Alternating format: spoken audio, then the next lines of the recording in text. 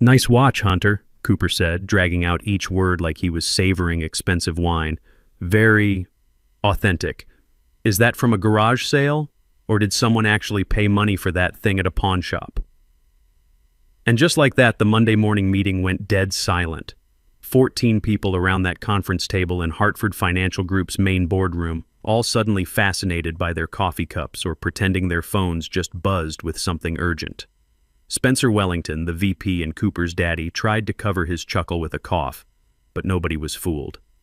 "I'm Hunter Morrison, 47 years old," and I didn't say a word back. Just looked down at my watch, this old Patek Philippe my father left me, and gave it a gentle turn on my wrist. Cooper was sitting there in his knockoff designer suit, grinning like he'd just scored the winning touchdown, completely clueless about what he'd just stepped in.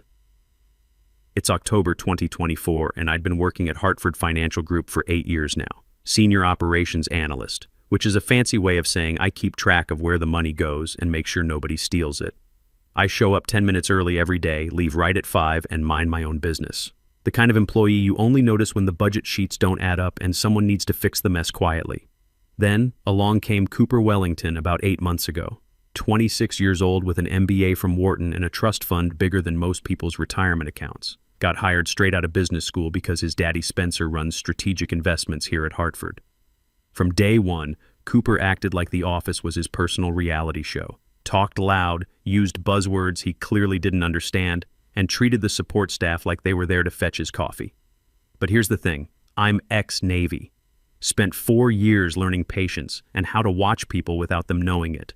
Did my time from 1999 to 2003, got out as a petty officer second class, and learned that the loudest guy in the room is usually compensating for something. So I noticed things about Cooper that others missed or chose to ignore, like how the board members' smiles got tighter whenever Cooper walked into a room. How his brilliant ideas sounded suspiciously like emails from 3 weeks ago that someone else had sent. How he completely misread a portfolio analysis last month and accidentally triggered a review on a $180,000 pension account belonging to Hartford municipal workers, then blamed the intern for not flagging it with clearer documentation. The kid had zero consequences for screwing up, just more expensive shoes and louder opinions about synergy and market optimization. But the watch comment that Monday morning, that got under my skin. Not because it hurt my feelings, hell, I've heard worse in the Navy mess hall, but because Cooper had no idea what he was looking at. This wasn't just some old timepiece I picked up at an estate sale, it was a 1987 Patek Philippe Calatrava, and it came with a story that would make Spencer Wellington update his resume real quick if he knew the truth. See, what nobody at Hartford Financial understood was that this company should have gone belly up 16 years ago during the 2008 financial crisis. While everyone was panicking about mortgage derivatives and credit default swaps, and banks were dropping like flies, Hartford Financial was about 48 hours from filing Chapter 11 bankruptcy. The board was ready to liquidate everything and leave thousands of retirees holding empty pension accounts. That's when my father, Logan Morrison, stepped in. Logan Morrison wasn't some Wall Street hotshot with his name on magazine covers. He was a quiet Navy veteran who'd spent 20 years in service before transitioning into finance, built a small investment firm that specialized in distressed assets, and by 2008, he had enough capital to make a real difference when it mattered. Dad believed in 3 things: duty, honor, and earning your respect through actions, not words. When Hartford Financial was about to collapse, he didn't see a business opportunity. He saw 2,400 employees about to lose their jobs and 8,000 retirees about to lose their benefits. So he did something that billionaires today wouldn't dream of. He helped without asking for credit. $45 million. That's what Logan Morrison quietly transferred through a series of shell companies to keep Hartford Financial afloat in October 2008. No contracts, no press releases, no board announcements. Just money when they needed it most, with one condition: complete silence about the source. The only record was a sealed agreement locked in a vault in Geneva, and the only proof was this watch on my wrist. Logan Morrison taught me that real power doesn't need to announce itself. Watch and wait, he used to tell me when I was growing up. The measure of a man isn't how loud he talks, but how he treats people when he thinks nobody important is watching. Well, I'd been watching Hartford Financial for 8 years now, and what I'd seen wasn't pretty. The original partners who'd signed that agreement with my father were mostly retired or dead. The new generation, led by people like Spencer Wellington, seemed to have forgotten where their company's salvation had come from. Cooper's comment about my garage sale watch was just the latest example of how this place had lost its way. But it was also about to be the catalyst for reminding them exactly who they owed their continued existence to. The meeting continued with the usual corporate nonsense: quarterly projections, market optimization strategies, client retention metrics. But I could feel eyes on me from around the table. People trying to figure out why Cooper's joke had fallen so flat, why the tension in the room felt different somehow. They'd figure it out soon enough. Because my father hadn't just given me this watch as a family heirloom. He'd given it to me as a key, one that would unlock some very uncomfortable truths about Hartford Financial's past and present. After the meeting, I went back to my desk and did what I always do, my job. Reviewed some pension fund transfers, flagged a discrepancy in the Hartford municipal account, sent it up the chain. Nothing dramatic, just keeping the lights on and making sure retirees got their money. But around 2:30 that afternoon, everything changed. I was walking back from the server room, our main printer had been acting up again, when I heard the elevator ding on the executive floor. Not unusual, except this time the whole floor went quiet. You know that feeling when someone important walks into a room? The air pressure changes, conversations stop, people suddenly find urgent tasks at their desks. Parker Steinberg got off that elevator like he owned the building, which, considering his investment fund held about 30% of Hartford Financial's debt, wasn't far from the truth. Guy's 68 years old, built like an old linebacker who kept himself in shape, with hands that looked like they'd signed more billion-dollar deals than most people see in spreadsheets. His charcoal suit probably cost more than I made in 3 months, but he wore it like work clothes, functional, not flashy. I was just walking past, manila folder in one hand, coffee in the other, minding my own business like I'd done for 8 years. That's when it happened. Parker stopped mid-stride and stared straight at my wrist. Not a glance, a full stop, like someone had hit his pause button. For about 5 seconds, we just stood there in that hallway. Him staring at my watch, me wondering if I'd somehow violated some executive floor dress code I didn't know about. The silence stretched long enough that I could hear the copy machine humming 3 offices away. "Where did you get that watch?" he asked. His voice had that edge that makes junior analysts check their LinkedIn profiles. I stopped walking. "Sir?"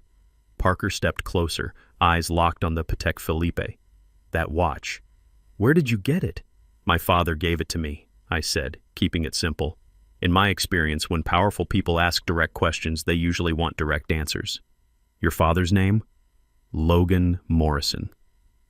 The change was immediate and dramatic. Parker Steinberg went pale. Not white, but that gray color that sinks into someone's bones when they've just heard a ghost's name.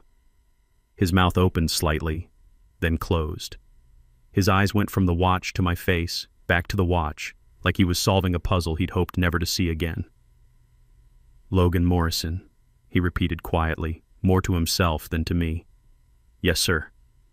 Behind him, I could see Spencer Wellington hovering near his office door, probably wondering why the biggest client was having a staring contest with some mid-level analyst in the hallway. A few other executives had found reasons to walk past slowly, trying to overhear without being obvious about it. Parker looked at me for another long moment, then glanced around, at our growing audience. "We need to talk," he said finally. "Not here, not now, but soon." He started to walk away, then stopped and turned back. "Mr. Morrison?" "Yes, sir." "Your father was a good man, a very good man." Then he walked toward Spencer's office, leaving me standing in that hallway with about 20 sets of eyes trying to figure out what just happened. I went back to my desk like nothing had occurred, but my secure email chimed about an hour later. Message from an encrypted address I hadn't seen in years. "Conference room C, 4 p.m. Come alone. P.S." The rest of the afternoon crawled by. I finished my quarterly reports, returned some calls, and pretended not to notice the whispered conversations happening around the office. Word travels fast in corporate environments, especially when it involves the firm's biggest client having mysterious conversations with random analysts. At 3:59 p.m., I knocked on conference room C. Parker was already there, sitting at the head of the table with a manila folder in front of him and a look on his face that said we were about to discuss things that don't appear in quarterly reports. Close the door, he said. I did, then sat down across from him. Your father saved this company, Parker said without preamble. No small talk, no warming up to the subject, just straight to business. October 2008. We were 48 hours from filing Chapter 11. The board had already drafted the bankruptcy papers. He opened the folder and slid a document across the table. Old paper, multiple signatures with one name that stood out, Logan Morrison, silent partner. I picked up the document and read it carefully. Legal language, but the gist was clear. Logan Morrison provides emergency capital, Hartford Financial continues operations, and nobody talks about it, ever. In exchange, the Morrison family maintains what the document called permanent observer rights. Observer rights? I asked. Parker's smile was thin and didn't reach his eyes. The right to watch how we treat the money he saved, the right to see if we remember where we came from, the right to audit our character, you might say. I set the paper down carefully. And if you fail the audit, then the Morrison family has the authority to recommend structural changes. The weight of that statement settled in the room like smoke. Structural changes in corporate speak could mean anything from reshuffling executives to complete management overhaul. Your father was very specific about the terms, Parker continued. He said that someday, when Hartford Financial had forgotten its obligations to the people it serves, someone would need to remind them. He said he had a son who understood duty and would know what to do when the time came. I thought about Logan Morrison, about his Navy service, about the lessons he'd taught me growing up, about watching and waiting and treating people right even when you think nobody important is looking. How long have you known who I was? I asked. I suspected when you were hired 8 years ago. Morrison isn't exactly a common name in financial circles, but I wasn't certain until today, until I saw that watch. Parker leaned back in his chair. Your father told me you'd wear it when you were ready, when you'd seen enough to make a judgment about whether Hartford Financial deserved to continue existing. Outside the conference room, I could hear the usual end-of-day sounds, keyboards clicking, phones ringing, people discussing dinner plans. Normal office life, completely unaware that the company's future was being decided by a conversation about a watch and a 16-year-old promise. So, Parker said, what's your assessment, Mr. Morrison? I looked Parker straight in the eye and gave him the truth. Your company has forgotten what honor looks like. His expression didn't change, but I saw something shift behind his eyes, like he'd been expecting this answer but hoping he was wrong. Spencer Wellington is everything that's wrong with modern corporate culture, I continued. Nepotism, entitlement, and zero accountability. His son Cooper is worse. All privilege, no competence. They're treating Hartford Financial like their personal ATM while pension funds get mismanaged and working people get screwed. Parker nodded slowly. Give me specifics. Cooper triggered that $180,000 review last month because he can't read a basic portfolio analysis.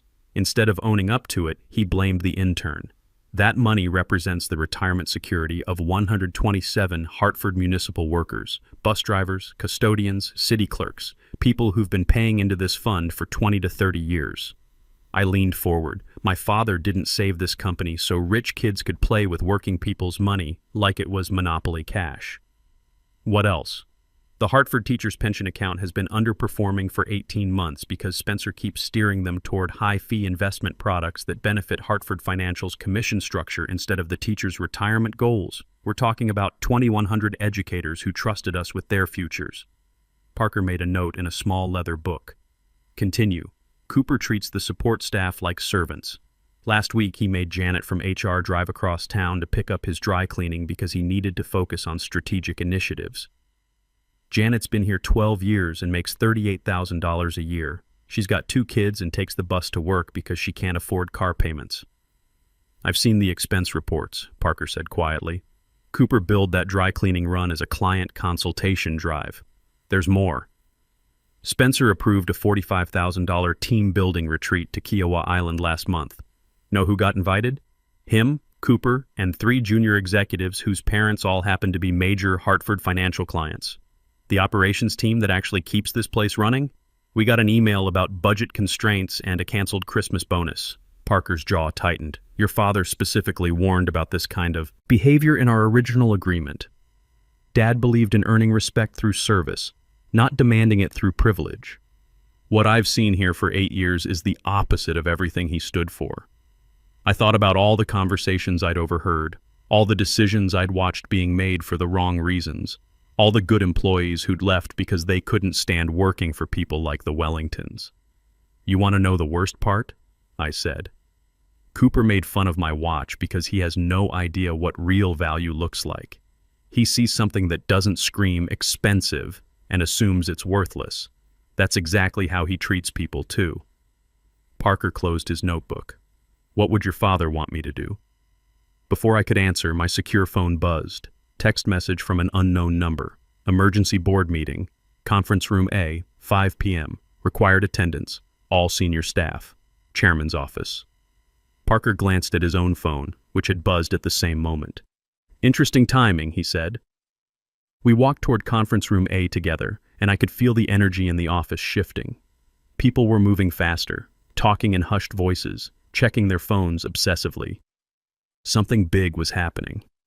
Spencer Wellington was already in the conference room when we arrived, looking like a man who'd just discovered his house was on fire. Cooper sat beside him, for once not smiling or making jokes. The board chairman, Malcolm Reeves, stood at the head of the table with a stack of documents that looked official and unforgiving. Gentlemen, Reeves began as the room filled with Hartford Financial's senior leadership, we've received some disturbing information about financial irregularities in the Strategic Investments Division. Spencer's face went white. I'm sorry, what irregularities? A comprehensive audit of your department's activities over the past 18 months has revealed multiple instances of fiduciary violations, inappropriate client recommendations, and expense account fraud. Reeves held up a thick folder. This audit was triggered by a formal complaint filed with the Securities and Exchange Commission earlier today. The complaint included detailed documentation of pension fund mismanagement affecting over 2,200 municipal and education workers. I glanced at Parker, who was studying his hands with intense interest. Furthermore, Reeves continued, the audit revealed that certain employees in strategic investments have been using company resources for personal benefit, billing unauthorized expenses to client accounts, and demonstrating a pattern of discriminatory behavior toward support staff. Cooper spoke up for the first time. Dad, what's he talking about? Spencer's voice cracked slightly. I don't understand. Who filed this complaint? Reeves looked directly at me. The complaint was filed by someone with observer rights under Hartford Financial's founding partnership agreement, rights that were established in 2008 and have remained dormant until now. The room went completely silent. You could hear the air conditioning cycling, someone's stomach rumbling, the distant sound of traffic 34 floors below. Observer rights? Spencer repeated weakly. Yes, Reeves said. Rights granted to the Morrison family in recognition of their significant financial contribution to Hartford Financial's survival during the 2008 crisis. Every head in the room turned toward me. Cooper's mouth fell open like someone had disconnected his jaw. Mr. Hunter Morrison, Reeves announced formally, has been conducting a comprehensive evaluation of Hartford Financial's operational integrity and corporate culture over the past 8 years. His findings have been reviewed by external auditors and submitted to the appropriate regulatory authorities. Spencer looked like he was about to throw up. Hunter Morrison? You mean he's the son of Logan Morrison? Yes, our silent founding partner. Parker finally spoke up. Logan Morrison's investment saved this company. His son has been protecting it ever since, watching to make sure we stayed true to the values that earned that salvation. Cooper found his voice, though it came out as a croak. This is insane. He's just some analyst. No, I said calmly, speaking for the first time since entering the room. I'm the guy whose father kept you from having to explain to 8,000 retirees why their pensions disappeared. And you just spent 8 months proving you don't deserve that gift. The weight of 16 years of hidden truth settled over that conference room like a heavy blanket. Reeves wasn't finished. Effective immediately, Spencer Wellington is terminated from his position as VP of Strategic Investments. All decisions made under his authority will be reviewed by an independent audit team. Cooper Wellington's employment is also terminated, effective today. Spencer shot up from his chair like someone had electrocuted him. Malcolm, please, let's discuss this reasonably. There's been a misunderstanding. The only misunderstanding, I said, standing up slowly, was thinking the Morrison family had forgotten about our investment in this company. Cooper turned toward me with pure rage in his eyes. This is crazy. You're some nobody who got lucky with a rich daddy. I checked my watch. The same Patek Philippe he'd mocked that morning. Felt like a lifetime ago. No, Cooper, I'm the son of the man who saved your job before you were old enough to spell portfolio. And you just threw it away because you couldn't keep your mouth shut about things you don't understand. Parker stood up next. The Morrison family's observer period is officially concluded. The assessment has been made, and appropriate actions have been taken. Security arrived 2 minutes later. 2 guards in Hartford financial blazers, looking professional but serious. They weren't rough with Spencer and Cooper, just efficient. Spencer kept trying to negotiate, talking about his years of service and company loyalty. Cooper was angrier, muttering about lawsuits and unfair treatment. As they walked past me toward the door, Cooper stopped. You think you're so smart, don't you? Hiding in plain sight, playing your little games? I wasn't playing games, I said. I was watching. There's a difference. This isn't over, he said. Yeah, it is. After they left, the conference room stayed quiet for about 30 seconds. Then Reeves cleared his throat. Mr. Morrison, the board would like to offer you Spencer's position, full authority over strategic investments, with a mandate to restore proper oversight of our pension and retirement accounts. I shook my head. I appreciate the offer, but no thanks. No? Reeves looked surprised. I'm not interested in running the show. I like what I do. Keep me where I am, let me keep watching the numbers, and I'll make sure this place stays honest. Parker smiled for the first time all day. What do you want then? I thought about my father, about those late nights when he'd taught me about duty and responsibility and doing the right thing even when nobody was looking. About the Navy values that said you protect your people and honor your commitments. I want Janet from HR to get the respect she deserves. I want the Hartford Municipal and Teachers Pension Funds managed by someone who understands that these aren't just numbers on spreadsheets, they're people's futures. And I want this company to remember that being successful doesn't give you permission to treat people like garbage. Reeves made notes. Done. What else? Hire based on competence, not connections. Promote based on performance, not last names. And maybe invest in some decent coffee for the break room. A few people chuckled at that last one. The board will implement these changes immediately, Reeves said. Is there anything else? I looked around the room at faces I'd seen for 8 years. Some looked relieved, some looked nervous, but most looked like they were seeing me clearly for the first time. Just this, I said. Logan Morrison didn't save Hartford Financial because he wanted power or recognition. He did it because 8,000 families were counting on this company to keep its promises. Every decision we make here affects real people with real problems and real dreams. Don't forget that. 3 months later, Hartford Financial announced record performance in pension fund management. The Hartford municipal account that I'd flagged was fully restored, with an additional $2.3 million in growth that kept 847 retirees from losing their benefits. The teachers' pension fund switched to low-fee index investments and gained back 18 months of lost performance. Janet from HR got promoted to Director of Employee Relations with a $15,000 raise and her own parking space. She sent me a thank you card that I kept on my desk. Cooper Wellington's LinkedIn profile now lists him as exploring new opportunities in strategic consulting.